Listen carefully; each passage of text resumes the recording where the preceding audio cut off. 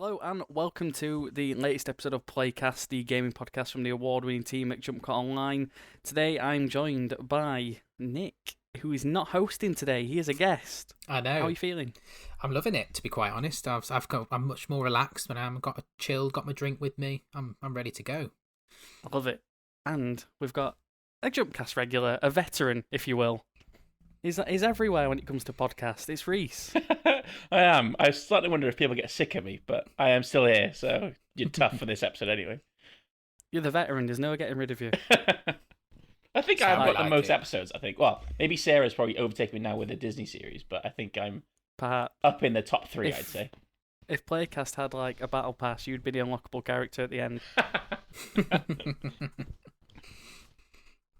Oh, hang on, I'm getting a look across the room. You need to cough. You can cough. Jumpcast would like to disclaim that the person in the room does not have COVID-19. But without further ado, on today's show, we're going to be looking at the PS5 showcase from last week, and we'll be talking a little bit about the Black Ops Alpha as well. But I guess we'll just dive straight into it. So, obviously, the big thing that we're all looking forward to was the price. What do you guys think about the final price then in the end? What did it end up being? 449? Mm-hmm. $449 for like the main PS5, and then $349.99 for the like the digital only one. It's a lot of money, but it was about in the right sort of bracket we were expecting after what Microsoft had done, sort of however a week earlier, 10 days earlier. Yeah. Yeah, it's a lot of money if you consider sort of the jump up from sort of PS4 and Xbox One prices. But it's exactly what you expect really. I was expecting anywhere between sort of 440 and 500 for the full edition. Yeah. So 449, sort of bang in the middle of that range. So I'll have to get saving, I think. What about you, Rhys?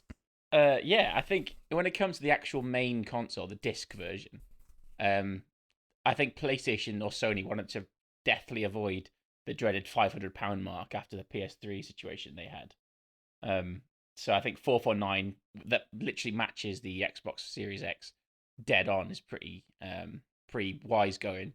But I'm more impressed with the fact that the digital edition costs $359 or whatever it is, because it's the same machine, it's just with no disc space, and you save £100, which is wildly, impressive.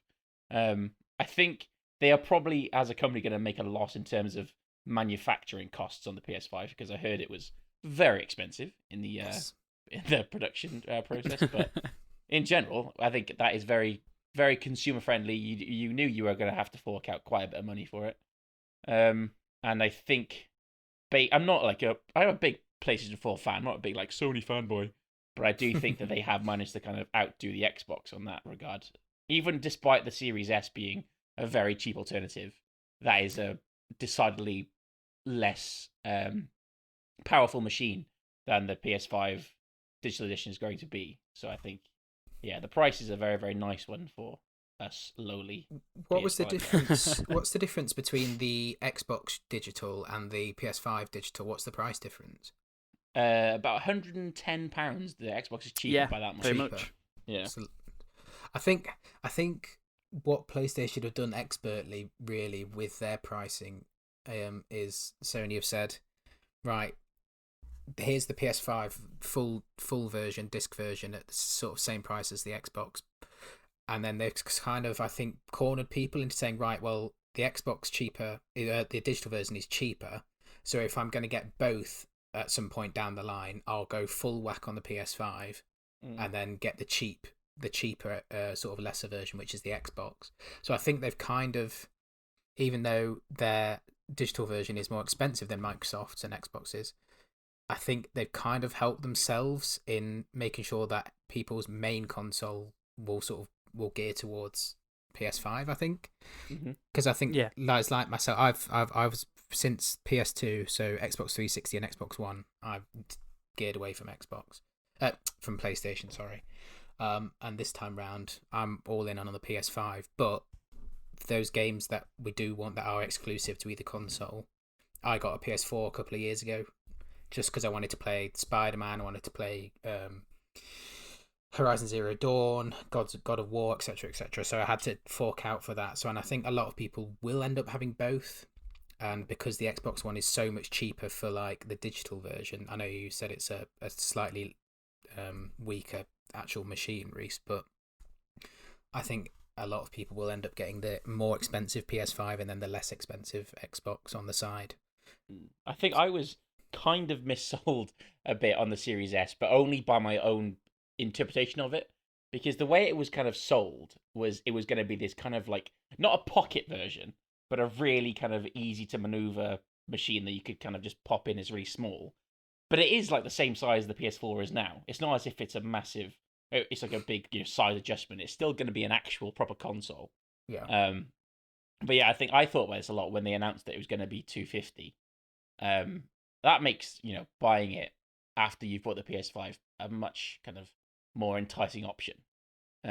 Because if you combine that with stuff like Game Pass, like the PS5 hasn't got a Game Pass version yet. Like PS Now is not nowhere near as good as the Game Pass is. And no, not at all. I was telling my friends, I was saying that I could be easily swayed into like next Christmas 2021 or something, buying myself the Xbox and just having it as like a Game Pass machine. So like that's a subscription based entirely on that console, which would potentially be quite a good money saver, but you never know. Yeah, I think I'm really impressed with Sony throughout this whole kind of dawn of the new generation. They've absolutely smashed it on like all fronts, pretty much. Apart from the pre-order situation, that's a bit of a nightmare. Yeah, that's a bit of a mess, wasn't it? But I think, I'm really impressed with Sony this time round. I think the last generation, I think Xbox did kind of have the edge. I think I think it's always been a big thing with Xbox. The exclusives have always kind of let them down. Yeah. But at the beginning of the last generation, I think they really smashed it over the PS4, if I'm honest. And I think again, with the Xbox 360, they had a lot of dominance because the PS3, like you said, Rhys, was like £600, which is just crazy money. Compared to the GameCube when that came out, when it was next gen, that was £180. Yeah. It's just, but that's just Nintendo. I can't even fathom that. They operate on their own existence, don't they, Nintendo? Yeah, they're in their own realm. They are. But yeah, I'm really impressed with it. If I didn't need like a Blu-ray player, I would just go for the digital only PlayStation. I was even tempted by like for the first time ever to get an Xbox just because of the price point. Becky's looking at me and saying no.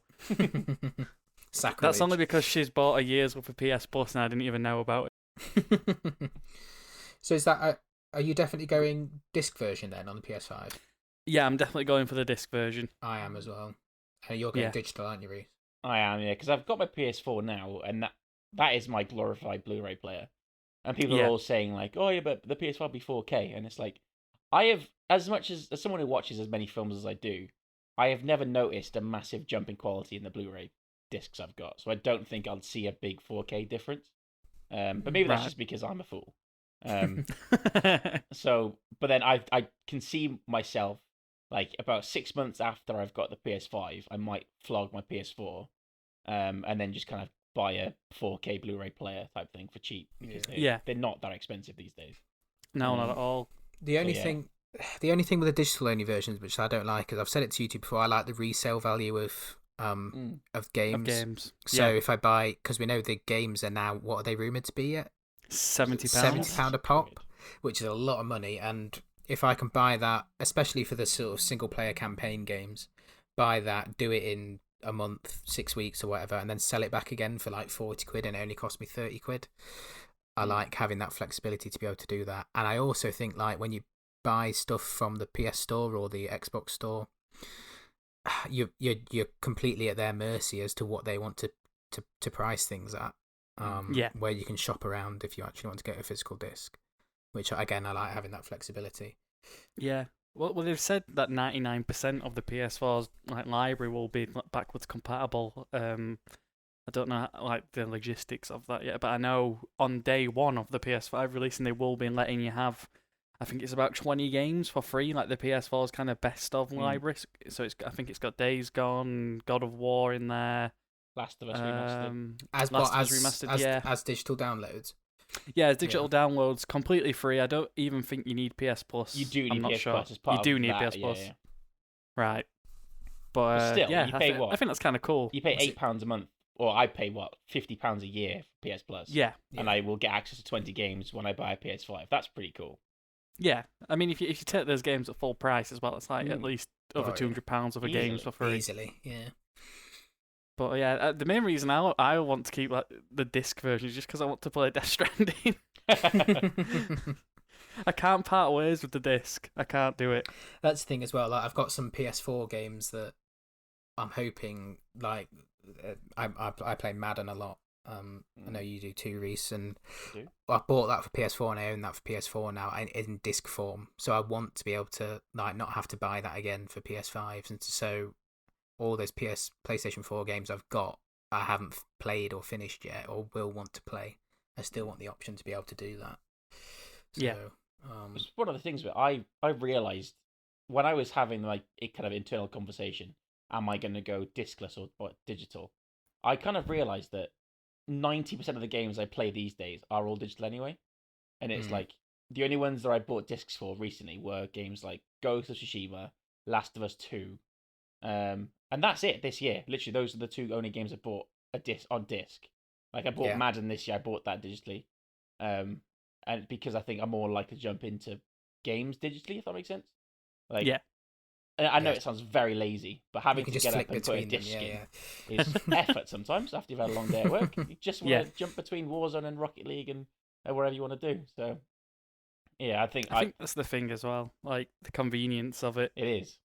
And I'm sure I saw as well, there was maybe it was Xbox, I'm not sure, but they kind of showed a clip of the fact that you can jump in between 4 games like instantly because they would go on that was pretty nuts. Rest mode in the background, and there would be like 3-second loading times, and you'd be straight back into a different game, which is mad. Yeah, that is crazy. I think it was on YouTube or on Twitter or something, a video of that in action. It was crazy. Yeah. The only reason, like, as of recently, I've started to go towards like digital games is because I've got better internet now.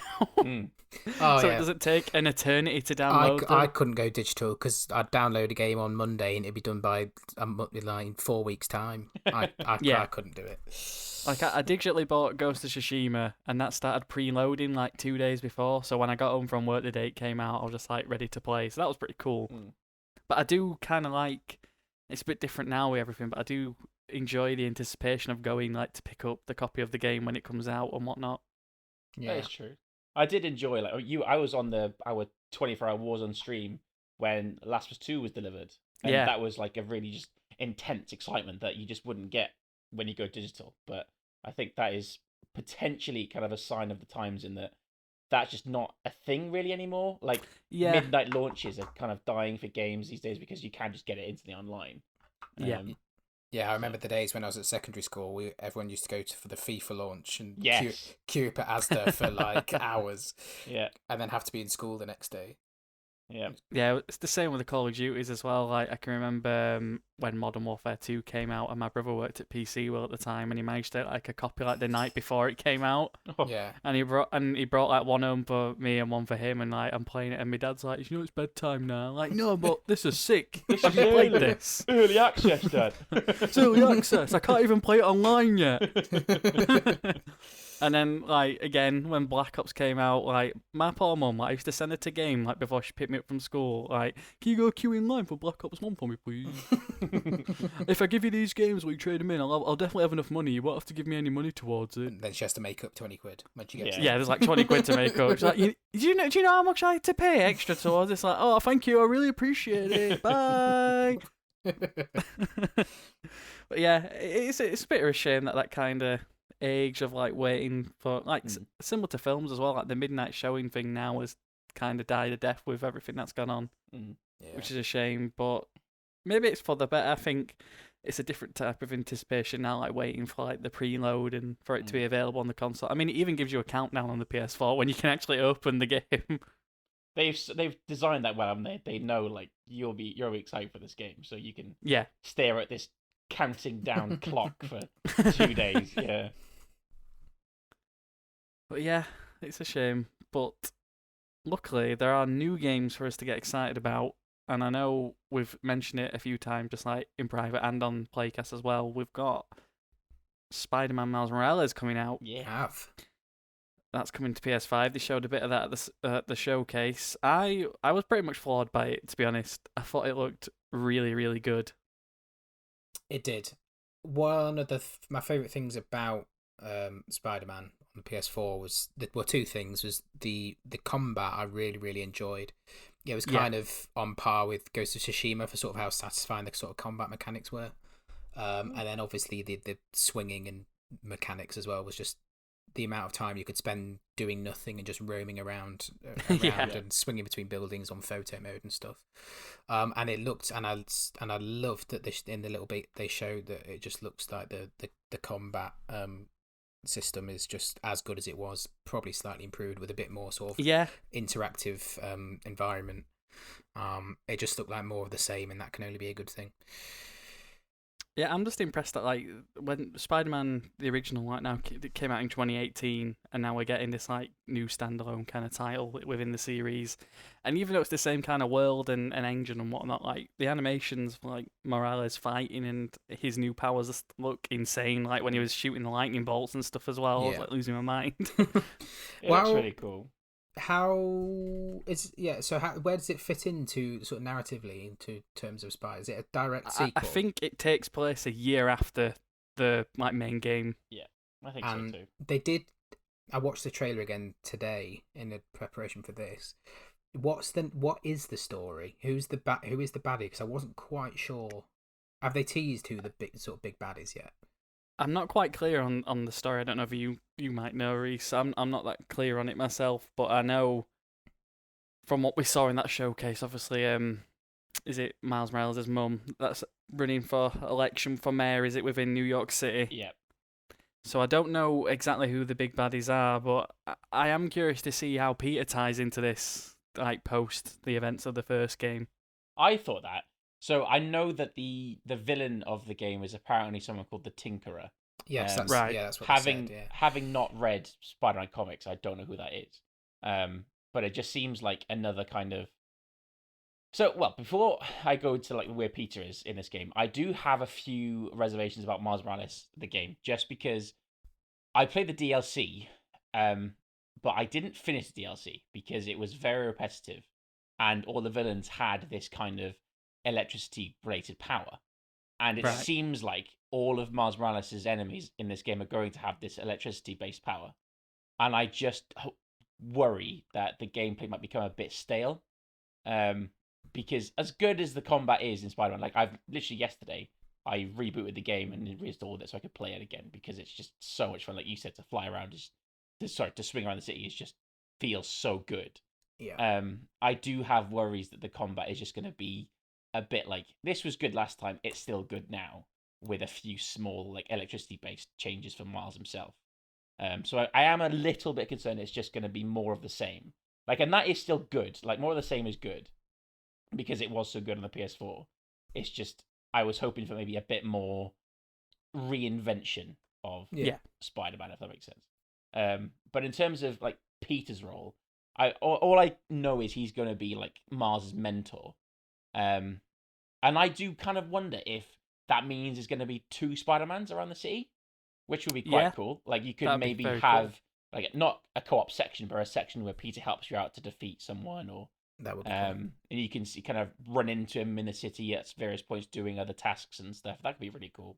Yeah, I think it'd be cool if they had. I don't know if they would, but that like in GTA 5 where you can swap between the characters at any given moment. Yeah, and you actually find them within existing within the game world. Whether at some point you can unlock Peter to play as, and you can just swap to him doing whatever he's doing, kind of thing. So you could literally swap into him as he's flying through the city, and then you suddenly like you could be like Miles. I don't know. You've just finished fighting some crime, and then swap to Peter, and he's just like eating a pizza on top of the Empire State Building or something.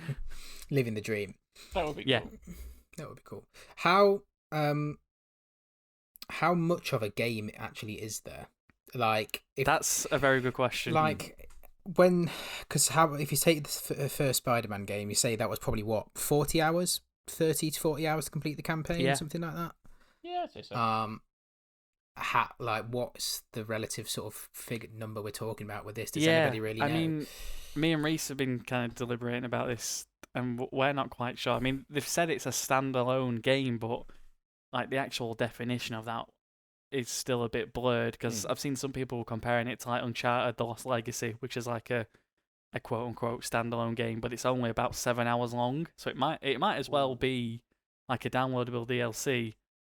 But I don't know. I don't know how long this game's going to be. And is this being priced at the full 65 quid or whatever? It's $51.99 according to Game, and that's just for the Miles Morales like game. If you want to get Spider-Man remastered kind of thing for the PS5, you do have to pay. I think you have to pay like an extra £15 or something. See, 50 something quid if it's just going to be like a 10-hour game. Like that's complete speculation, isn't it? But like, yeah. I'm hopeful that it's going to be... I would be happy if it was like a 20-hour or so game, because the beauty of Spider-Man is that it's a very replayable experience. Yeah. And that you can just fly around and do whatever you want. And I'm hoping that they can add a few more like side quests compared to the PS4 game. Because, I really liked all the different things you could do, but it was different Chasing pigeons. Yeah. But it was different to like Spider-Man PS2, where... you could just see random events happen. It wasn't like a mission. It was like, oh, you've now got to stop this car. It was just, there's a crime, you stop it, and you move on with your day. Everything felt like it was tied to your progress through the game, whereas rather than just you saving the day.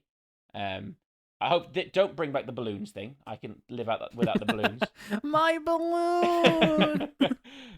But yeah, I want to see in the Miles Vision a bit more just kind of like random crime stopping rather than everything tied to an eventual kind of overarching story. Yeah. I think there's good scope as well. Like with the original game, there was a lot of kind of lore hidden within the world, like an Easter eggs for you to go and explore for yourself. But even like little things like the Nelson and Murdoch signage that you could find. Yeah. The Wakanda, stuff like that. The Wakanda embassy. Yeah, that's the one. Yeah. So I'm wondering, with this obviously being set a little bit later, whether the events of whatever's happened in the year between this game and Spider-Man, what they'll add in, if anything, at all. Yeah, it might be a different landscape altogether if something's gone off. I would be curious to see what's been affected. And I want to know, I know it's a Miles Morales game, but the Spider-Man game itself did leave itself on quite a cliffhanger after the credits. It did? Teasing what would come next. I don't remember how it ended. Well, it wasn't, I guess. Spoiler alert. How did it end after the credits? we're gonna dive into Spider-Man spoilers. I'm sorry. The last thing I remember from the last clip I remember is the bit when Miles sees Peter like on the ceiling, doesn't he, without his mask on? So I believe, isn't that just a link to the Miles Morales game? I don't think there was. There's that, but then in regards to Peter's story, because all the way through the game, Harry Osborn's been missing. Yes. Yeah. And you don't know where he is. It's just assumed he's on holiday somewhere. And then we find out he's actually being kept inside Osborn Tower in like some like cryo chamber thing, and the symbiote is attached to him.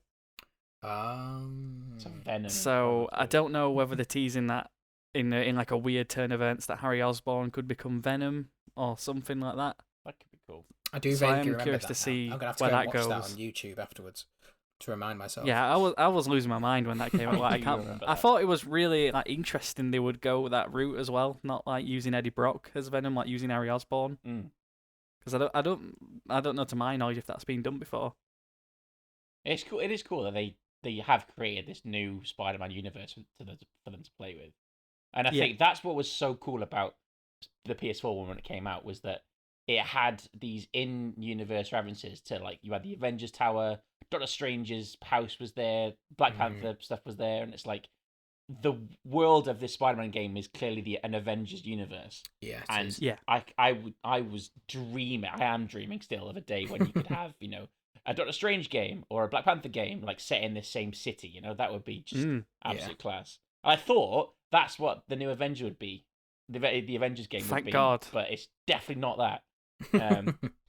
So yeah, hopefully Insomniac have got something up their sleeve for the future and trying to get other Avengers involved, because that would be fantastic.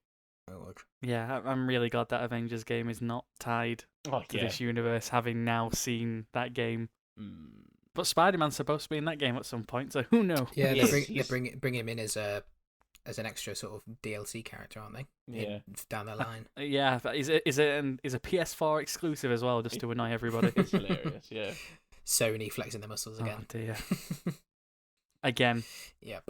Why wouldn't they? Also, Well, they've got go this on. character. Like, why wouldn't they always have this character as a Sony exclusive? Like, Yeah. I mean, it's annoying for people who are Xbox players, but as a PS4 guy, I'm fine with it. Yeah. Yeah. Well, it's kind of there was some news, weren't there? It were rumored, but there was some news a few months ago that Microsoft were trying to acquire Batman Yeah, they were. Yes, I heard that. in like kind of like a retaliation. Mm. I would be peeved. I really would I'd be peeved. I'd be You can't not let me have Batman and Spider-Man. I'd be going to get the Xbox S, whatever it's called, digital Yeah, I version would. straight away. I would if that too. happened. Yeah, we had Spider-Man. Then we had in a surprise, I guess, the Harry Potter game. Oh, yeah. reveal as The well. Harry Potter game. What's its official subtitle? It's called Hogwarts Legacy. It's called Mm. Harry Potter Hogwarts Legacy. I was very excited for this because Me this. too. I remember the leaked footage of it a while ago. This is it's been sort of circulating the internet for it feels like years. Rumors that this has been in production. I'm Yeah. sure that original leak came out in like 2018 or something. Yeah, I think it was. And I'm a simp for anything Harry Potter.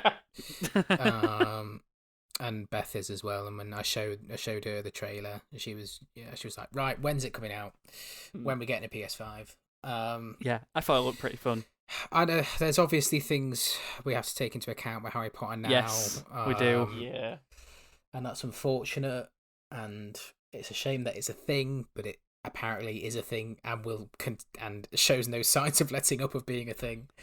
No, So I don't know, but that's like it's a moral conundrum of whether to invest in it or not. But they've been very quick to come out and say that she's not involved in any way, shape, or form in the game. But then I'm sure she will have been paid somewhere down the line. But Yeah, it's Yeah. still her IP, isn't it? Like, yeah, so any profits the game makes, she will get a ton of it.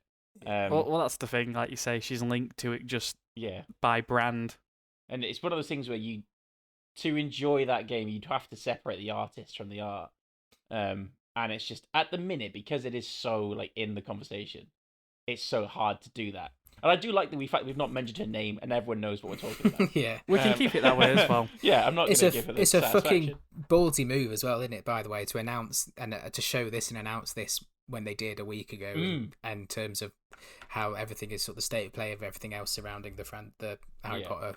Yeah, I would have thought they would have kept this a little bit later, considering it's not out while next year. Yeah. Yeah, but then I was talking about this with Amy West on Twitter, and we were saying how if this was announced like 5 years ago, I would have lost my shit. Yeah, Because absolutely. this kind of free roam RPG in the Harry Potter universe, where you get to go to Hogwarts and get to go to lessons and learn magic and all that kind of stuff, that sounds phenomenal. Yeah. And Yes. yet, because of the extra shit around it, has really kind of tampered my mood about it. At the same time, it looks very cool. I just hope that I was watching the trailer again earlier, and it said, "Oh yeah, you can do this in Hogwarts." But remember, there is more stuff outside of the world, which is fine. However, I really hope that the game is mainly centered around Hogwarts, and it's yeah, like being a student. Yeah. yeah, let's say you have kind of adventures outside of the building when you kind of you live apparate and you can leave somewhere and come back or something. Do these adventures include applying for student loans and going to Gringotts Bank to set that up? I hope so. I want the full And I go want into the the full- I want vaults. the full immersion experience. Yeah, I want to receive like an owl post from the student loans company, just be like, you still owe us 12 grand. I'm like, shit. Yeah, I say I love Harry Potter. It's one of my favourite film franchises. Beth does as well. We've been to Harry Potter World. I think we've got a couple of replica wands somewhere in the house. Like, big Harry Potter fan, and like you said, Rhys, 5 years ago I'd have been losing my mind over this. Mhm. I still lost my Yeah. mind, like, but not as much as I would have done. But just the ability to, like you said, go and just do Hogwarts, like it's what Yeah. everybody wants to do, like get sorted into houses and yeah, I'm really interested because there was a little line of the voiceover in the trailer which says like your actions decide the store or what your own story or something. I wonder how interactive that is, and whether how far your actions into impacting the wider Hogwarts world, and how far that actually goes. That would be wicked. Yeah. The possibilities with a Harry Potter game is mind blowing, and especially in the way they're doing it as well. Like we've said, like a free roamable RPG. Yeah. The customization as well, tailoring it to your experience. Like, I want to go play Quidditch. I really hope you get to go to Ollivander's and get like tested and be like, oh, you should have a, I don't know, phoenix feather and Blackwood or whatever. Yeah. Like, I imagine that'd be one of the first things you do. Yeah.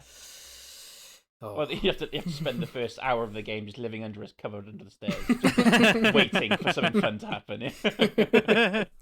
Oh, I can't. I'm already 37 presents. I counted them myself. I'm already getting excited for it again. Yeah, it's really hard not to, because it is such a great idea.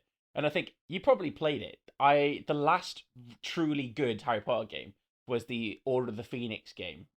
Oh, mate, yes. And I had that on the PSP, my guy. I had it on PS2, and I remember... I had it on PS2 as well, yeah. Or maybe 360, one of the two. But that was the closest we came to like a free roam Hogwarts game, because you could just walk around the halls of Hogwarts, and you could go outside. Yeah, it was pretty good. It was really cool. And I'm hoping that it's going to be like that on the new one.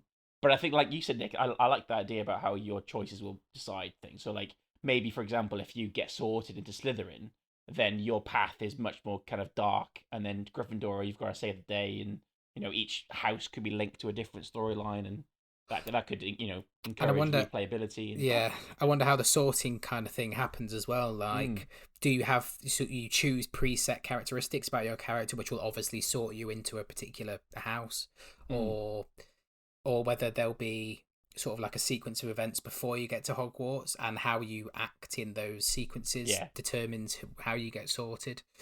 Yeah, I imagine if I was designing the game, I would have it so where you get to Hogwarts, but you put the sorting hat on, and then you are kind of warped into in your mind, you go through a journey, and the decisions you make on that storyline of maybe a 10-minute quick segue, you decide your house. So it's like, oh, you could take this path and help the person, or you could take that path and go and loot for gold and or wherever, and that will decide which house you go into. Get sorted into, yeah. See, I was just gonna say, if I were gonna put an idea in there, if you had your headset on, if you could speak to the sorting hat and say like, "Don't put me in this house," just like in the film, that'd be wicked.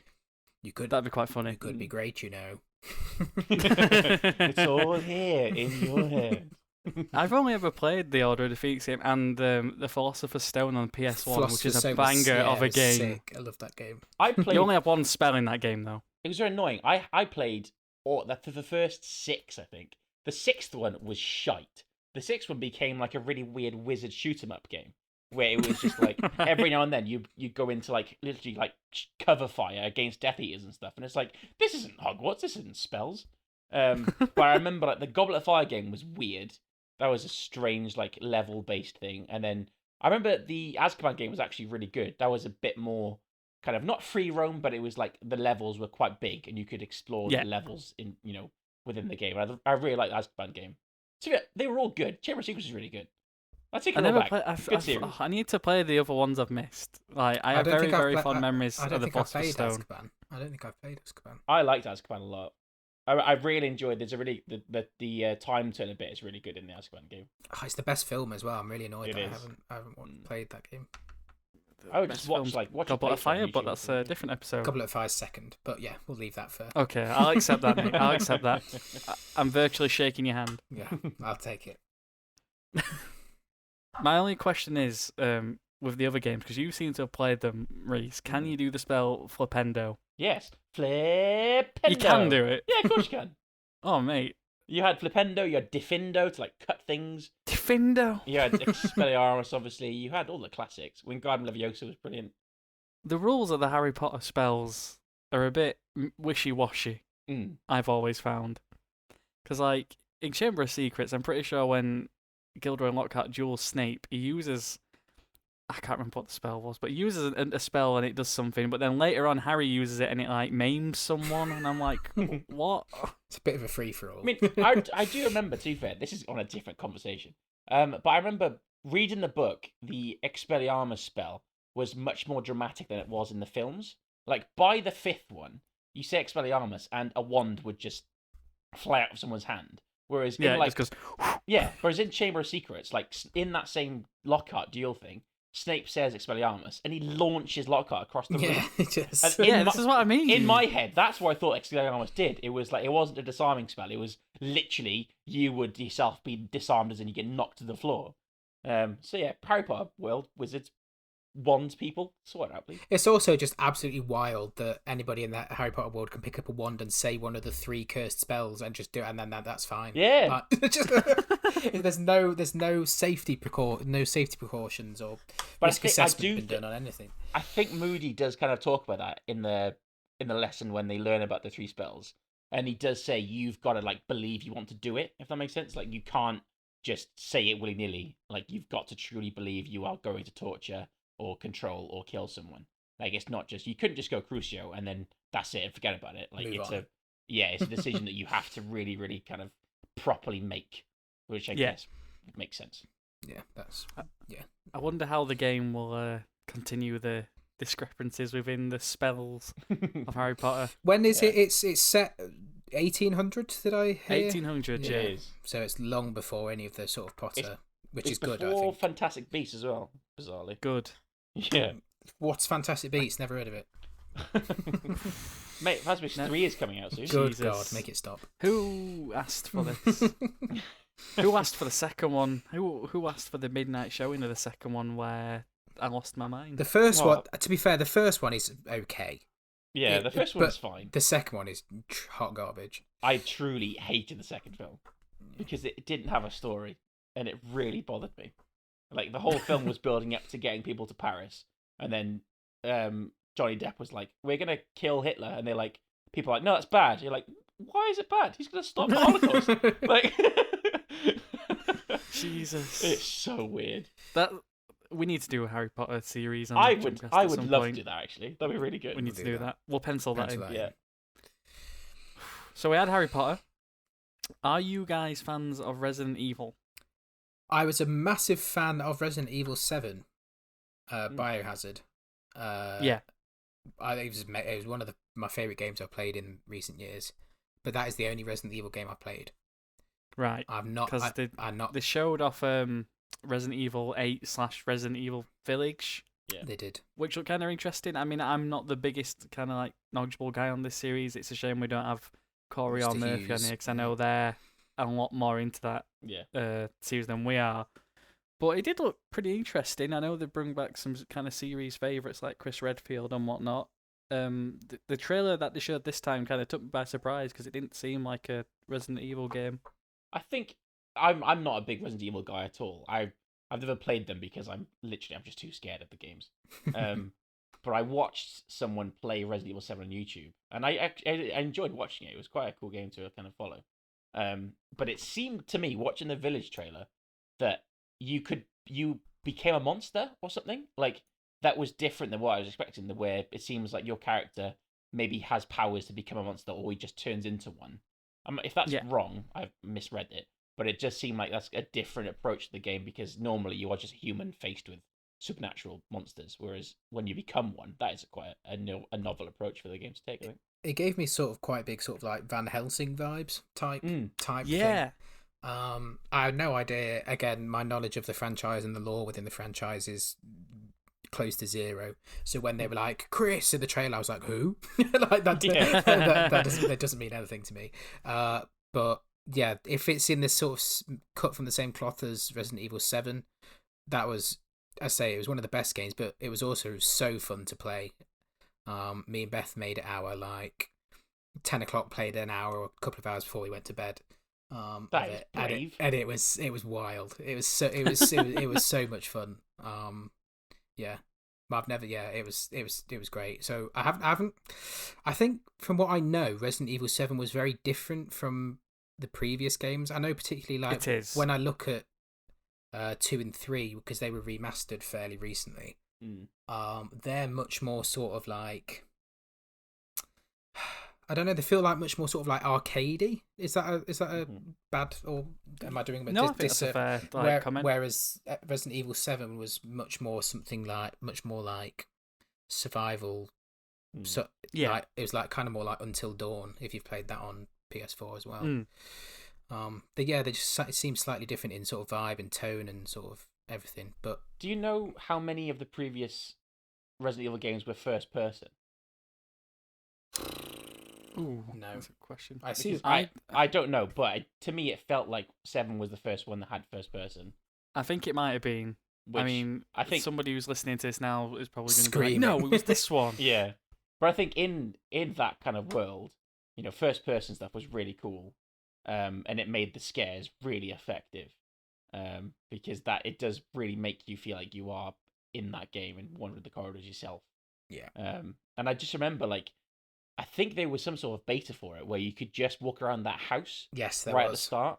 And I remember Yeah, I played that. I was too freaked much the of a wimp. shit out of me. Yeah, that was really scary.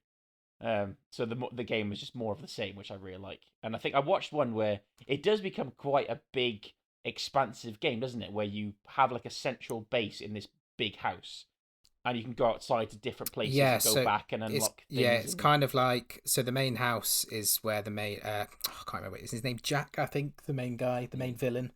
And then his wife lives out in the little outbuilding, and then his son is somewhere else on the premises. So it's kind of like different chapters in different settings, but then you can go back to the house to, like, if I think there's a weapon that you can unlock, which is in the house you can't get to begin with, and you have to go back there.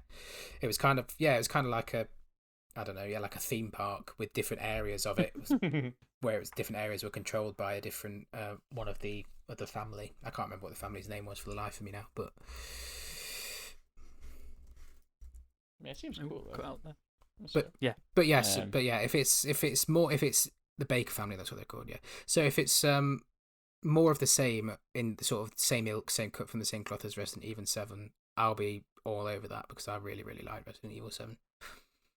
I'm just too much of a wimp. Yeah, I'll watch it on YouTube, so I can hear someone's funny jokes on top of it, and to ease my fears. I think the last horror game I played was like The Evil Within 2, and that was enough for me. Oh, Alien Isolation. That's the level I'm on. I've never played the Evil Within games. I've been really tempted, because me and Beth, we were looking for a horror game to play, because we both quite like horror films and horror games.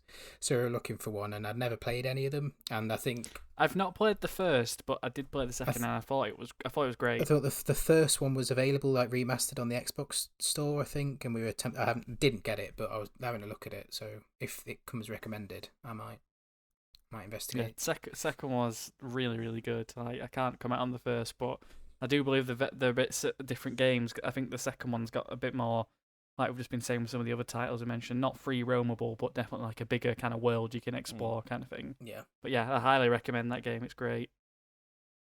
I'll be fine. You'll be fine. Sticking with horror, everybody's favourite franchise came back with a surprise trailer. Yes, you know where this is going. You know where this is going. It's your favourite. God of War 2, Five Nights at Five Nights at Freddy's Security Breach, the official title, is coming to PS5. My knowledge of and PS4 apparently as well. My knowledge of Five Nights at Freddy's can be boiled down to me watching one of my family members play it for about 30 minutes one Christmas, and that's it. That's as much as I know about the game. I have a bizarre obsession with that game series. I have never played a second of that game myself. However, I got hooked a few years ago on the game theory videos about Five Nights at Freddy's and how they explain all the lore that exists within that world, which is fucking bonkers, by the way. Like this whole thing about this bite at a kid's party and stuff. It's mental. So I do have a really weird connection to the game. Yeah. But I'm never going to play it because, again, I'm too scared. I don't even know I don't even understand what the concept of it is. What is the concept? So it's very, very straightforward. Basically, in the first game, you play as a night security guard for a really, really old kind of run-down pizza place. You know, like Chuck E. Cheese has like animatronic band. So it's one of those places, and when you get there, your kind of bosses are like, there are rumors that the animatronics tend to kind of come alive, but we've not seen it, so it doesn't matter. And the whole thing is you've got to just kind of keep the energy, keep the electricity running, keep checking the security cameras, and then the animatronics are always trying to come and get you and scare you. And if they catch you, you die, you got to start again. And it's called Five Nights at Freddy's because you've got to try and survive The whole five nights in a row. If you die, you've got to start all over again. Yeah, it's brutal. Being chased on games is the worst thing in the world. I hate it. Well, I hate it. That's what's quite good about the Five Nights games is that you're not chased. You are locked in one room, and you can only look around you. Like, you can't move. So you've just got to do certain things and pick up patterns and lock certain doors and lock them at certain times. And it's a bizarrely intricate game that takes a lot of time and skill to kind of master. Like, I used to watch Markiplier play them on YouTube when they came out, and he was the kind of guy who he spent hours and hours and hours just getting to know the game, and each of the different characters tells when they were going to try and jump out at you and what he has to do to block it. And it's a bizarrely intricate game that has a massively dedicated fan base. It's huge. I'm really surprised that there's a new game coming, because I thought it was finished. But I think when it's that popular, of course it was going to come back. Yeah. Well, it was the first of two kind of surprise announcements, if you will. Because not only do we get, obviously, this coming back, but, of course, everybody's favourite franchise, Fortnite, will be getting optimised for PS5, baby! Complete with Tenet complete with Tenet DLC. HD download. Yeah. You can play as Christopher Nolan now. Oh, yes, please. We've been asking for it in every episode of PlayCast. They've listened. You can play as him. He'll explain the timeline of Tenet. You can sit down with him at Tilted Towers. He'll give you the full breakdown. But yeah, Fortnite's coming to PS5. Will you be getting it? Are you still playing it? I stopped playing Fortnite about a year ago, and I haven't had even an ounce of desire to play it again. It's one of those games where I got left behind very quickly in terms of my ability within the game. Like, the whole building concept was just, I just couldn't do it as much as I tried. So I played it for a few weeks, and 4 or 5 weeks into the game cycle of playing it, I was so far behind that it's just well, I'll give up, and I haven't played it since. I know what you mean. I was similar, where we mentioned this in the Play group chat earlier, that at its peak, when Fortnite just kind of dropped, it was the biggest thing in the entire world. Like, you couldn't go anywhere without people talking about it. I guess it helped that I work in a school, so all the kids would do was talk about Fortnite. Yeah. And dabbing. Yeah, and dance, although doing the dances and stuff. And it's like, to be fair, I bought into it. I played that game for, I would say, the first 4 or 5 seasons. I bought the battle pass and stuff, and I was really into it. I wouldn't say I was any good at it, but it was a fun game to play, and it was a very easy time sink after work and stuff. And then I abandoned it, and then I went back to it for maybe a few weeks when they announced this Fortnite Season 2 thing, or Chapter 2, when they gave a new map and all stuff, and they kind of reinvented the game again, put it back to basics. And it's one of those games that I appreciate it for what it is, because it changed the face of gaming, really. Yeah, it did. It became a revolution. Like, I realized that games like PUBG came before it as a battle royale experience, but Fortnite was the one that just took over because it was free. And but so many games since then, stuff like Apex, stuff like even Spellbreak, Warzone now, all these games have tried to replicate Fortnite's success. So I'm not surprised that it's getting a PS5 remaster. And knowing me, because it'll be free, I'll probably play it when I get a PS5, just to see what it's like, and then not play it again for another 3 years. If it's free, which it will be, I might download it and have one game just to see what it's like, and then regret it immediately when people are building God knows what, and I'm just stood there crouched behind a rock, terrified for my life. I have been tempted to get the battle passes just because of the new. I know it's corporate greed at its height, but all the licensed stuff now, because they're doing a Marvel battle pass now, it's and then they've teased that Blade is coming, or Morbius, I don't know, either one are coming to it tomorrow, I think. They've already got I don't understand how Fortnite did it, but they've got Marvel and DC characters just available. Aquaman's in it, Batman's in it. They've got John Wick in it. They've it's the most. I have the John Wick. I know, it's the most all-encompassing game with all the IP you could ever want to have in one place. And right now, the entire battle pass is Marvel themed, so you can unlock Hulk and Iron Man and stuff. And Thor. It's crazy. It's like, so I was bizarre. saying in the last episode to Rob, because he's got the battle pass for the Marvel stuff and he's really enjoying it. Like it's just insane how out of all the games you could have, like Fortnite has become the hub for like companies to advertise within. Yeah. And I know it's because it's got like a very susceptible kind of fan base. Like, no offense, but it does. But yeah, it's interesting how all these companies in it. You've had Tenet, now you've got K-pop bands like BTS debut music videos in it. Yep. And now we've That's got tomorrow, Marvel DC. mate. Or is that Friday? Yeah, I think that's Friday. I can't Let's wait. not get ahead of ourselves. But yeah, it's fascinating. So how that'll evolve on the PS5, I guess we'll find out. I think it's worth saying as well that like Fortnite is the game that's really easy to the piss out of. But Yeah. when it came to stuff like the in-game events, that was mind-blowing to me. Like I remember the first one that happened, which was I think it was the rocket launch or something. There was this massive hype around this is going to be an event, and I want, like you said, you've got to log in at 6:00 and this is going to happen. And I just couldn't believe what I was seeing. And they've done an event every single season, and they even had like Travis Scott did a concert in Fortnite and stuff, and it's just like with a giant Travis Scott. Yeah, and it is honestly, it's the most wild experience to kind of be a part of, because I never would have thought 4 years ago that Fortnite would be the place where this kind of revolutionary technology would be debuted. You know, like having a live event in a game that only happens once, and you've got to be online to experience it, unless you watch on YouTube afterwards. Didn't they show a full film within Fortnite? Oh yeah, after they did the Tenet trailer, they said like, oh, you can watch Inception, The Prestige, or was it Batman Begins? One of them. I think so. In Fortnite, which I didn't do, which I was gutted. I should have watched The Prestige, because that would have been fucking hilarious. But yeah, it's become almost like a social network rather than a game. Like they've even incorporated, like the last time I was on it for the Tenet trailer. Yes, I did it. I know it's sad. I did it as well. I had to do it. They've incorporated like a social island. So it's like if you just want to go in and hang out with your mates, you can just do that. There's no killing or anything. It's just that's pretty cool. Run around on an island, and that's where they showed the trailer. It's a whole new world out there, man. It's a whole. I don't know world. if you guys remember, with the PS3. Do you remember a thing that came with it called PlayStation Home? No. I never had a PS3. I never had a PS3 either.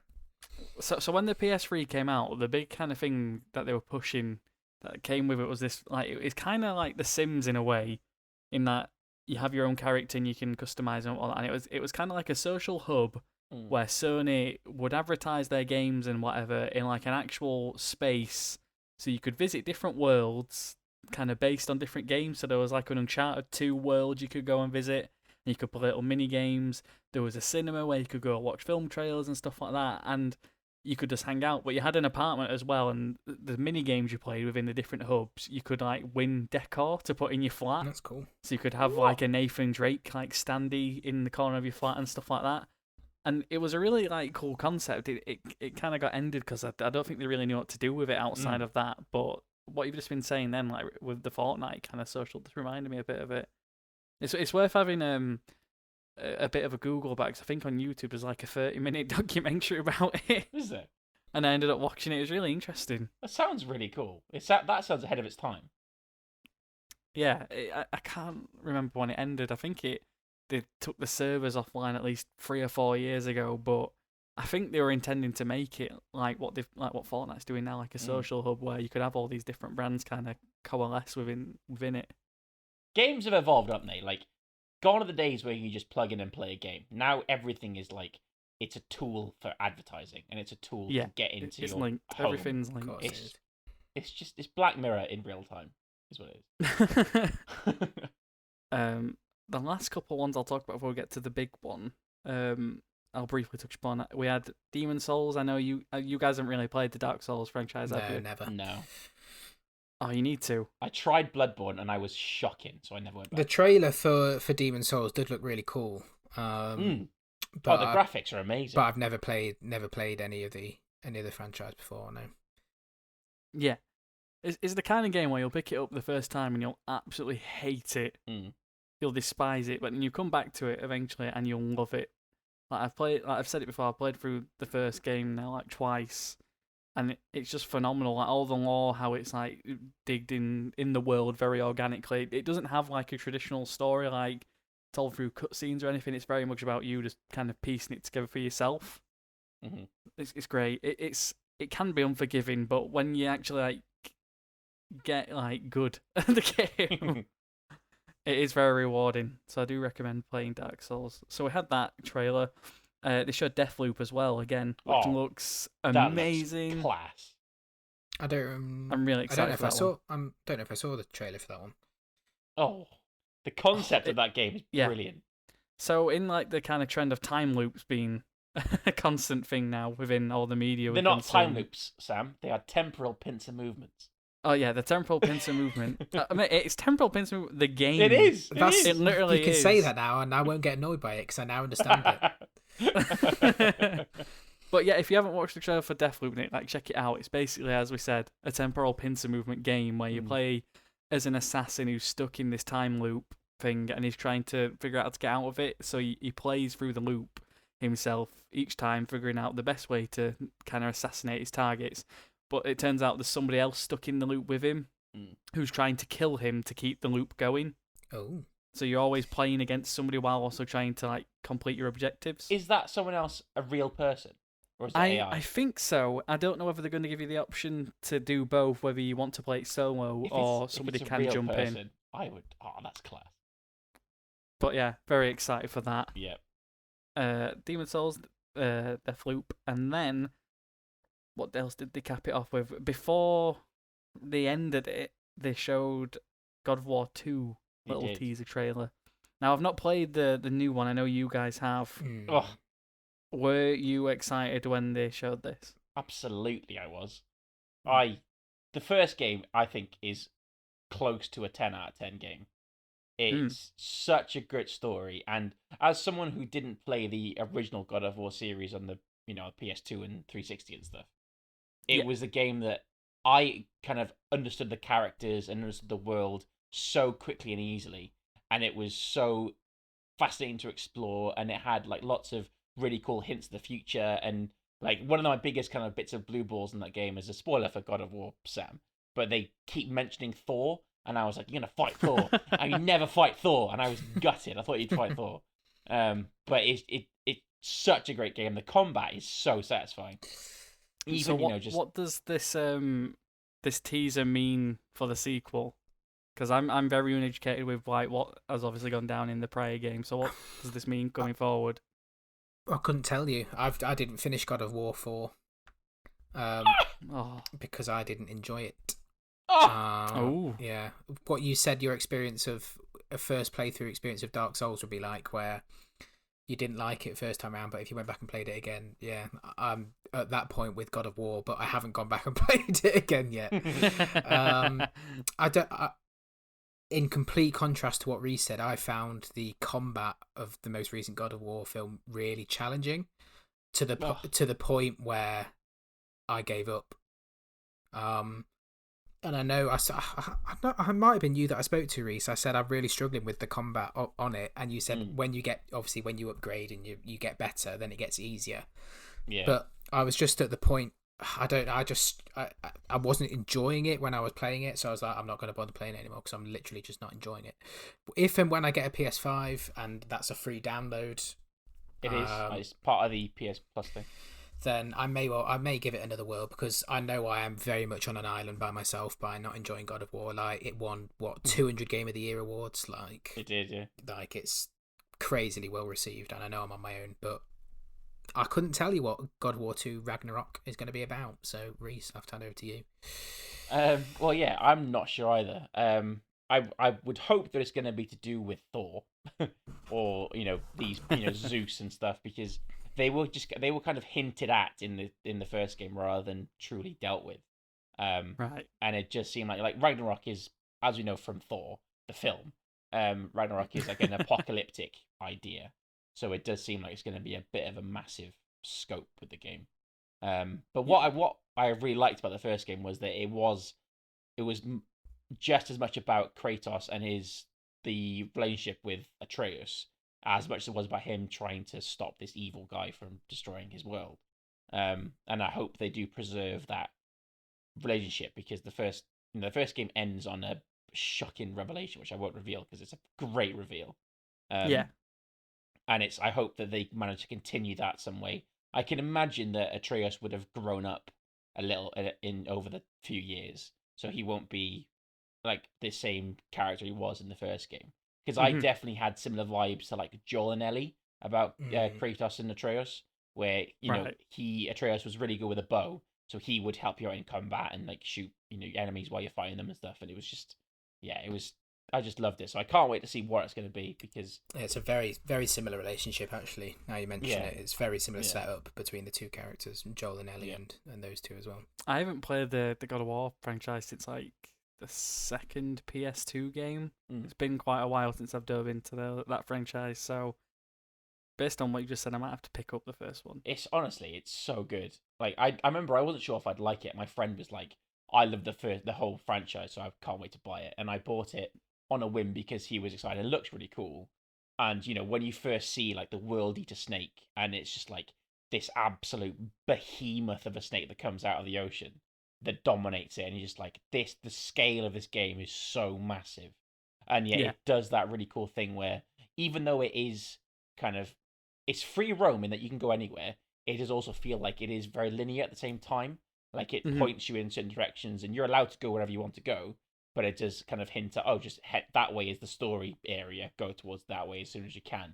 And I thought it balances, teaching new players how this world works, and again, fan service in the old fans. And there's even a point when you get his old weapons back for a section, and he's got these like two massive whips, and it's like it plays differently to the axe that you use throughout the main game, and then you keep those new whips for the rest of it. And it's man, I could talk about the game for fucking ages. It's so good. So I take it you're excited then? A little bit, like 7 out of 10 excitement. Yeah. And before I jump on to the kind of main game we'll talk about, I do have some tweets to read out. Well, I say tweets, 2 tweets. That is tweets, technically. That is tweets. So the Valkyries have said that they've already pre-ordered their thick PS5. There is no contest for them personally. They will likely pick up an Xbox Series S at some point in the future. That's what I'm saying. But it'll be a mid to late 2021 purchase. The Sony exclusives own my heart forever. That's what I'm saying. Sony done it well. That's fair comment. And then jumping into our next topic. Oh, but before I get onto that tweet, Tom says, just say hi from me. Hi, Tom. Hi, Tom. Hi, Tom. And then we have Murphy, who segues us onto our next topic. So we had, at the end of the, midway through the PS5 showcase, we had Treyarch come on talk about Black Ops Cold War, and then they just dropped the mic saying, oh yeah, you can play the alpha this weekend, go get it now, way. So Murphy says, my thoughts are pure anger at not getting to play it. Final nail in the coffin as an Xbox owner. Come to me, sweet PS5. It's converted, like me. Oh, poor Murphy. I know you were dying to play the alpha. Isn't there a beta coming soon on like the 8th of October? But I don't know if it'll be the same thing where you can just download it. I think they're trying to get you to pre-order the game digitally, so. Which is a bit of a swizz, if you ask me. That's the way of it now, though, isn't it? Like it happened with Tony Hawk, where you had to pre-order the game to play the demo, and it's happening with I think Crash Bandicoot as well. But doesn't that defeat the point of a demo? Like the point of a demo is you download the demo to see if you want to buy the game. Yeah, it does. Yeah, it's odd as well because you can't get the demo unless you get the digital version. You can't just pre-order a game like on Amazon and they'll send you a code. You have to have the digital version, and if it's like the PlayStation Store, that is an instant payment of £50 or whatever. So I don't necessarily agree with it, but like we've just been saying, it is the new way of doing business, I suppose. Yeah. But we had the Black Ops Alpha. I quite enjoyed it, but I don't know whether that's just because my expectations for the franchise over the last couple of years have kind of sank to the floor. So I wasn't really expecting much. Like I actually replayed Black Ops 3 early, and I was getting frustrated with it because that game, I don't get on with the gunplay. I don't get on with the futuristicy slidey movement stuff. But I was trying to give it a chance. But I've got it installed now, so I can just play zombies, which will keep me happy. But yeah, I actually did enjoy this alpha quite a bit. It felt like they were trying to strike a medium between Modern Warfare and the kind of like Black Ops 1 and 2 style of gameplay. So I'm curious to see how that'll play. I couldn't tell you. There's so many COD games out now. I couldn't tell you what was what. Like looking back at it now, and who made what and what's connected to which. Like what was Black Ops and what was Modern Warfare. Like I couldn't tell you, but I played the alpha and I had reservations to begin with, because it feels and plays very differently to Modern Warfare. It does. I felt like it was more almost battlefieldy, in terms of the like mechanics of the guns and the shooting, and how damage was like in the sort of ratio between damage and shooting, and it felt more battlefieldy than COD like to me. Yeah. And I had an issue with the how dark the Miami map was. But after I'd sort of played it for a couple of hours, I really, really enjoyed it, to the point of where I booted up Modern Warfare today, and I was like, oh, I don't like this as much as I did. Ooh. I did thingy. Oh wow, That's interesting. Well, it was very well. It took me a while. It took me half an hour, 45 minutes to get back into the swing of how to play Modern Warfare again after a weekend of playing the alpha. But yeah, really liked it. COD is always one of those games that the majority of people will buy regardless because of the social aspects, not necessarily within game, but like COD's the perfect game to play with your friends. Yeah, as we all know this year. yeah, this has been the perfect year for it. But yeah, it was good. My favourite map was Satellite. I don't know if you had a favourite map, Sam and Rhys. I did like the Miami map quite a bit. I know that's kind of the most hated map from what I've been reading about it. I make myself enjoy the atmosphere. I make myself sound so old when I'm on these podcasts with you. When we were doing Tenet, it was like, oh, I couldn't bloody hear anything, and now we're talking about this. I couldn't see anything either. Like, it makes me sound like an old man. Yeah, it might have been Miami for me. I did like Satellite though. Thought that was a really good map. I liked Satellite a lot.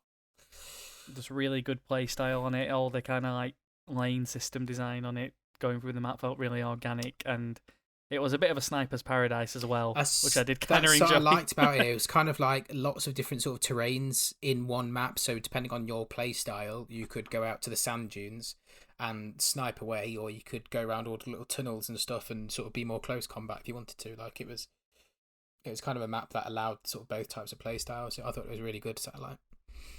Yeah. What about you, Rhys? What did you get out of the alpha? Did you enjoy it? I enjoyed it for what it was, actually. I think it took me a while to get used to it because it was like you said, Nick, it was different to Warzone. Because I've played obviously so much of Modern Warfare's gunplay that it took me a while to get into it. And I remember noticing that it was a bit odd zooming in on guns. Like, it felt like you just kind of snapped into a perspective rather than naturally moving into a zoomed in state. So that was odd to get used to. So I had to eventually... I did have a 3x scope on my gun, but I changed it to just a basic red dot, and that made it much easier. But I enjoyed the Miami map a lot. I thought that was a really nice map, actually. And I think it was I liked being able to post up in one of the little hotel rooms and snipe down, and then jump off and run around, and then do some close calls, and jump up again, do sniping play. And I thought it was. Did you use the diving board? No, I didn't. I did swim though. I did swim. If you jumped on the diving board, it launched you into the air. Did it? Oh, that's cool. Yeah, I didn't realize. It's pretty fun. But yeah, I think I'm not kind of a COD truther ever. I tend to play COD very casually. Yeah. I would say until Warzone, the game I played the most was Black Ops 4, which apparently was a really bad one. I don't know what the difference is between all the games, to be honest. I don't think I owned Black Ops 3 or 4. I don't think I played the most was probably Modern Warfare 2 before this. I did, to be fair, I enjoyed Black Ops 4 a lot. If only for the Blackout Battle Royale mode, which I played to death. And I did like how that game had the function of you had to find your kind of weapon scopes and extended mags and stuff. You had to like kind of upgrade your gun as you go, which I really enjoyed.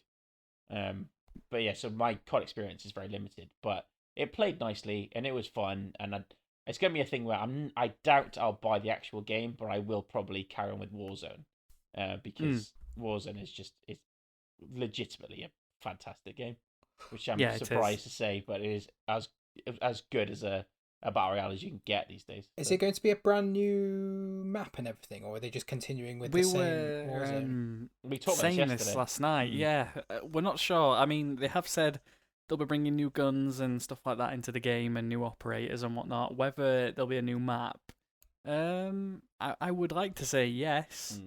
I would assume that they would start to kind of evolve the world of Warzone, because again, similar to Fortnite, Warzone's its own kind of marketing hub purely for the COD franchise. So it would be interesting to see how they develop that. But I can't remember who said it last night, but they made a good point in that Warzone will still be on the Modern Warfare engine.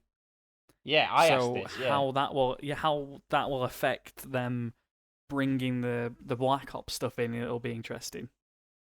I wonder if they take the PUBG approach of they kind of have both maps on a random rotation. So like every time you load in, you'll play potentially on either Verdansk or a new Black Ops map.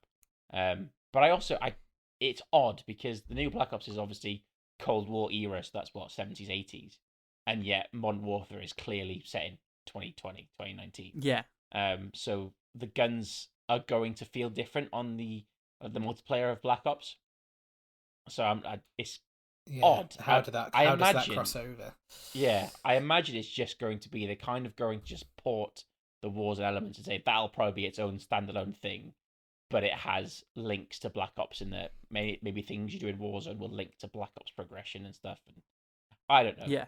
I do hope they keep the Modern Warfare style, because I think that, for me, it was one of the best first-person shooter kind of styles that I've played probably ever on Warzone. So yeah, I'd be curious to see how they do it. I mean, I know in the blackout mode on Black Ops 4, weapon-wise, they did have like the MP40, because you could pick that up at because they put parts of the old Zombies map in the map, didn't they? They had like Verrucht and they did, and Naktha and Toten and stuff like that, and you could pick up the older weapons. Like you could pick up the ray gun, which I thought was just like fascinating that you could have that in a Warzone like style game. And they did also have I don't think it was there in the first kind of instance, but they did put in kind of like zombie moments in it where there would be like a secret chest and zombies would spawn around it, and you've got to kill the zombies to unlock the chest, which was quite a nice addition, because, you know, people will be drawn to gunfire of you trying to unlock this random box by killing zombies, and that would be a dangerous move in itself. And yeah, I enjoyed that aspect of it a lot.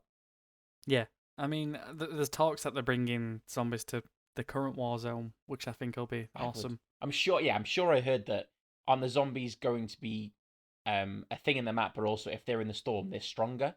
Which makes if they're in the gas, they're stronger and they run faster.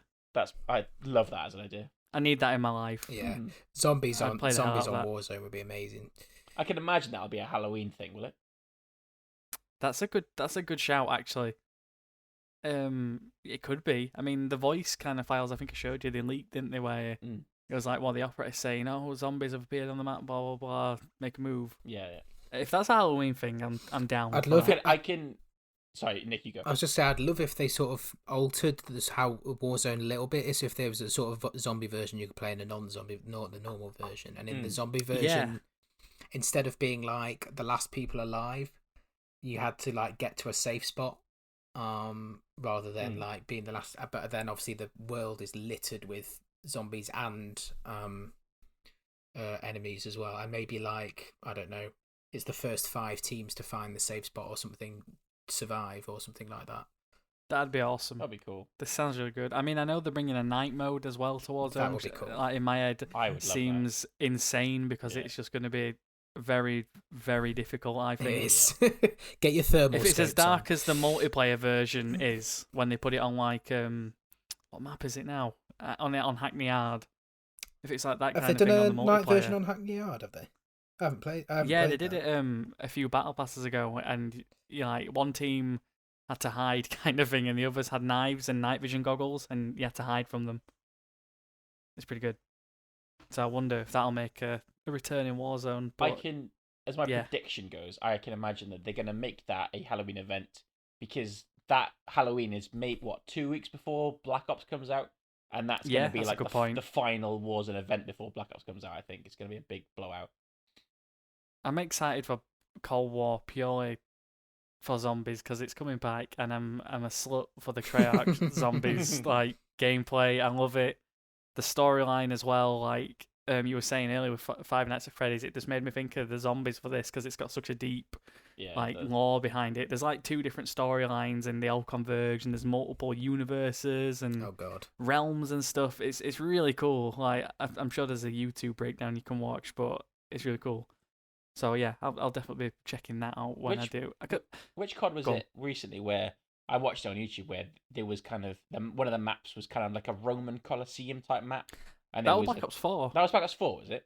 I didn't play that much at all, really.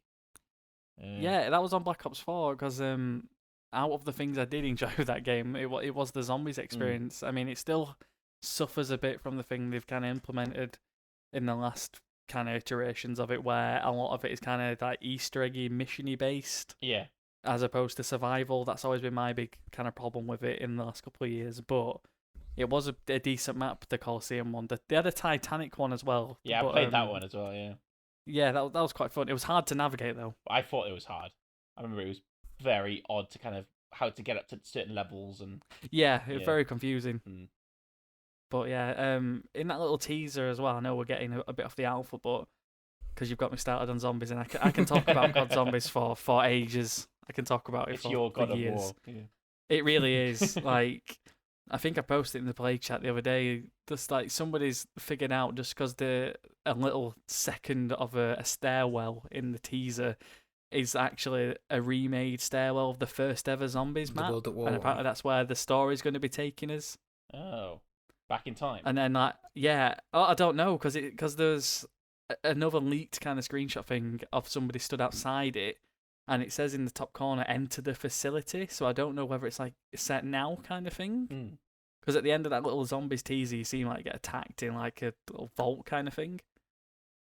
And then my mind just gets racing and starts like creating all the theories like, oh, it could be set here, and you're going to be doing this. But yeah, if it goes back to like kind of pure survival, like the first Black Ops, I'll be hooked on that. Yeah, I agree. Or just like zombies, Black Ops. Yeah, zombies, Black Ops. The little teaser they showed of the campaign looked good as well. Was that? Yeah, it did, I was actually. a little ropey on that. Yeah, I wasn't too sure about it. I thought it looked like it looked cool. Obviously, they didn't show much actual sort of gameplay, but the sort of cinematic aspects of it, the sort of going down the runway and stuff. Yeah.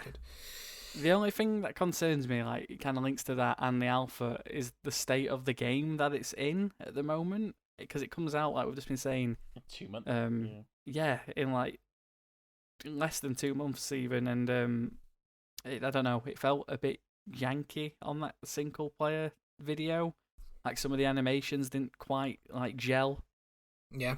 Don't know. I wasn't paying that too much attention to that part of it. I was just like, ooh, blowing things up. That looks cool. I thought the execution mechanic was kind of cool. I know we've seen it in different games, but the fact that they're bringing a bit more like flavour to the kind of COD formula, like with single player, that felt really good. And the RCXD is back as well, which was a good kill streak in the first one. So is that a game that's going to be releasing on PS5 as well?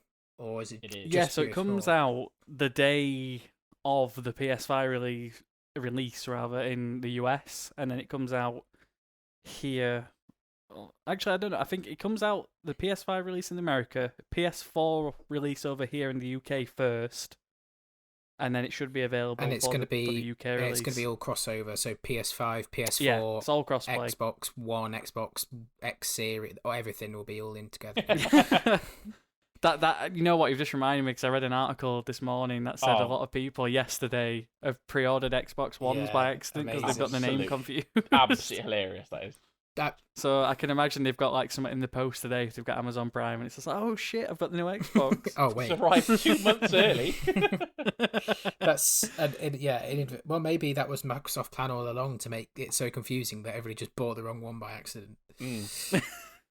What was that thing yesterday that somebody posted? It was like a 747% surge in Xbox searches or something. Xbox One was like, it was ranked like 2,000 on sales one day, and the next day it jumped to like 394th or something. So it had been bought so much because, like I've said, been on this train for a while.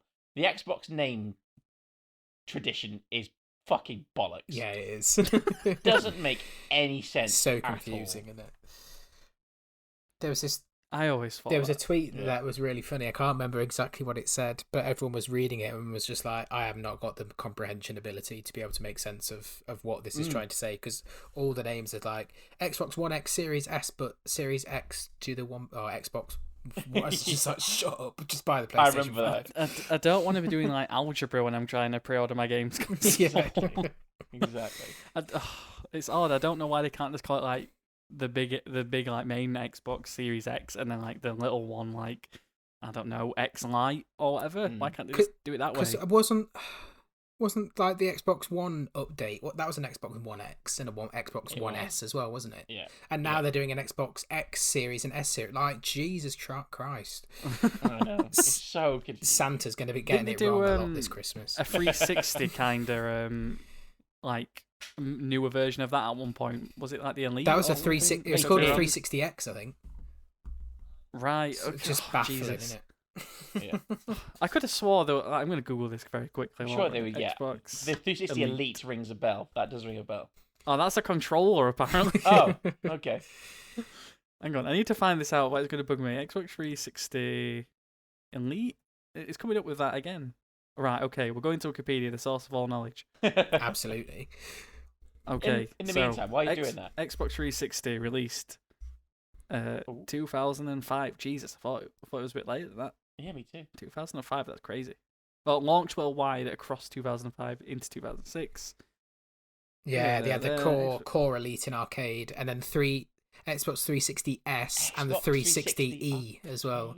Ah, okay. That's the one I'm thinking of in my head, the 360E. The Elite. Why? Why can't they just... Why? Sony have got it nailed down. PS1, PS2, PS3, PS4, PS5. Job done. I know. I think whoever decided to call the Xbox 360 the 360 just fucked up everything else. Like, the standard, you would think after 360 they would go Xbox 720. Like, that's the next step, surely. But whoever decided not to go for that, we'll go from 360 to 1, was a complete lunatic. And now we're at Xbox One X for some reason.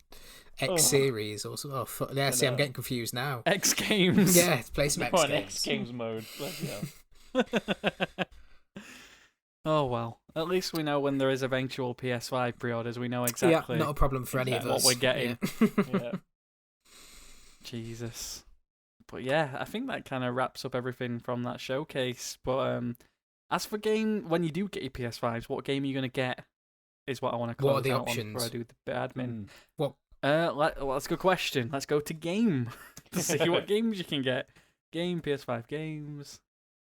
By the time I'll be able to game, afford it, there'll games be loads of different ones. Okay, so you've got Godfall, which is £100 if you want the Ascended edition. Oh my god.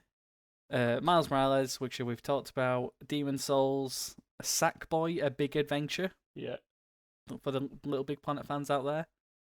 Final Fantasy, Destruction All Stars, Immortals: Phoenix Rising, whatever that is.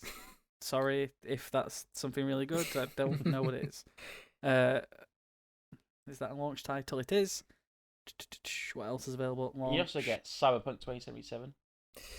Yes, that's coming out. Is that going to be that's one of the things I'm really struggling with. It's like, do I wait to buy all these games until I've got a PS5 and then buy them the PS? Like, I don't know how better, like how more advanced is the PS5 graphics, etc., going to be to the PS4 versions of the games. Now, this is my biggest thing with this generation, right? I wanted to talk about this earlier.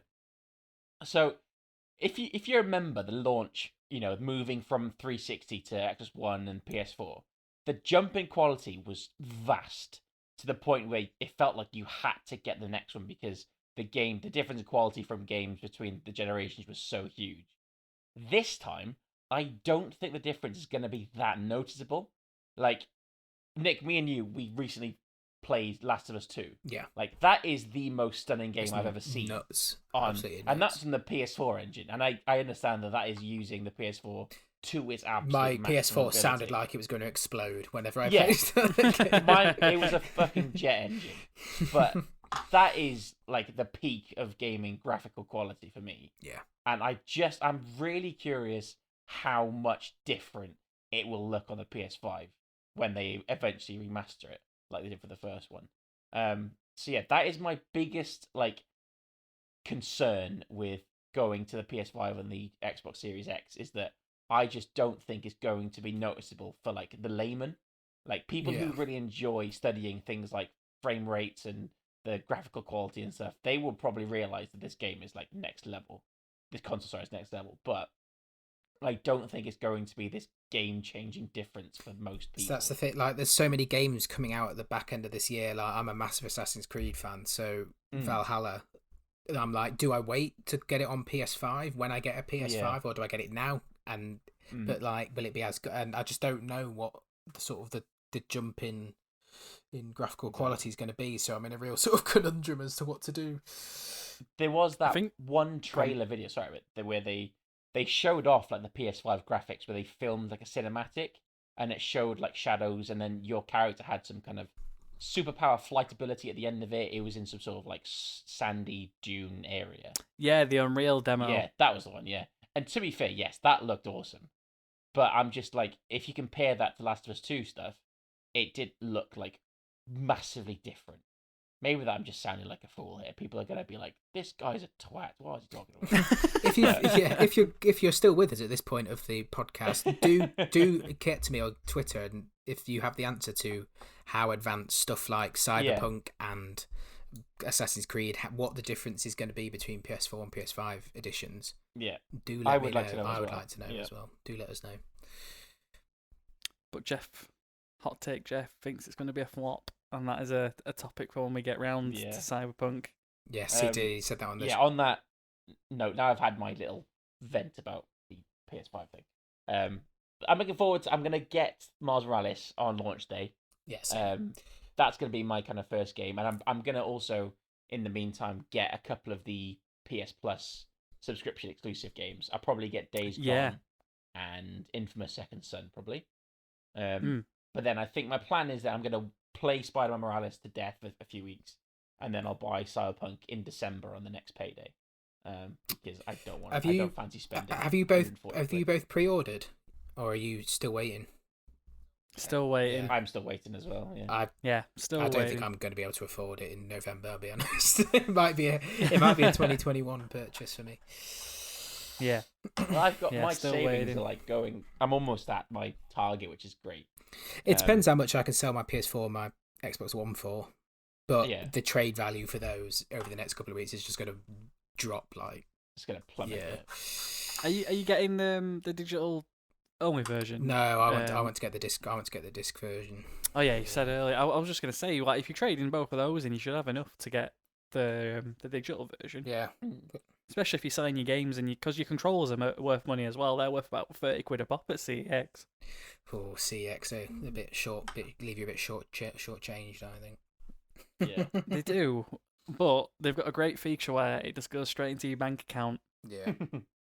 Because I've been doing it recently with like Blu-rays and stuff. You can go online and put it all in your basket that you want to sell it, and then you just do a click and drop, and you literally just drop off a bag of crap at CEX, and they'll give you the money at some point in the week. That's cool. That's cool.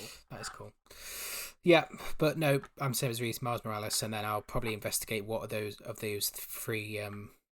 I might do God of War again. I might do Days Gone, because that does look quite cool. Although being chased by things is like the worst thing on games. So yeah, I heard mixed things about Days Gone, but the zombie horde mechanic looks excellent. Yeah, it does. So I'm excited to see what that looks like. I'm kind of torn. I think I might wait on Spider-Man, and it's the decision between Demon Souls and Call of Duty for me. And I feel like Call of Duty is going to win just because I'm a slut for the franchise. even though I'll play some of them and I'll hate them, I'll say I'm not going to buy it at launch. I'm not, and I always do. Yeah, I think I'll end up getting. In fact, Rhys, Sam, you've taught me round. I think I might do COD as well, and then because I like having like a narrative game going alongside like something like COD. So if I do COD as a purchase, and then I could maybe play God of War in the background, I might wait on Miles Morales. Just get Warzone. I need it purely for. I need it for the zombies though, Rhys. You know that you're going to want in on that experience. I do. 4 players, survival. Come on. You know you want in on that. I'm not going to buy God of War until, like, probably ever. Not God of War, Cold War. God of War. God of War. What a crossover. Now that I would play. God of War, yeah. God of War. I feel like at the end of each episode we come up like a new pitch for someone to take. So God of War is this week's idea that you can have for free. It's a brand new fishing simulator that just goes to the places you don't expect. And we'll be having Murphy from Jump Cut Play review that fishing simulator. He loves a fishing game, doesn't he? He does. But before we go, as always, we've got our lovely Patreons to shout out. So we have Chris Wilson, Let There Be Light Productions, Zoe Baines, Dal Griffiths, Sam Luck, Ola Smith, Peter Hodgkins, Andy Meakin, Fabiana Rossas, Hamish Calvert, and our newest patron, Martin Richmond. We appreciate your support. If you aren't already a patron, you can head over there. We've got 3 different tiers that are all very Ryan Gosling related. And at any tier, you get the incredible, if I do say so myself, Jump Cut magazine for free at any tier. Bargain. Exactly. But before we go, do you guys have anything you would like to plug? Where can we find you to pester you about what you might have been wrong about on this podcast today? Where can we shout at you? You can find me on Twitter at Nick__deal, 2 underscores. I don't have much to plug other than Jumpcast. Keep listening to the Jumpcast episodes we're doing. The 3 of us are on our 1-year birthday celebration episode, which is on YouTube and in your normal podcast places. It's lunacy. It is lunacy. It gets a bit it's really fun. It was really fun. I had really good fun doing that. It's a bit wild.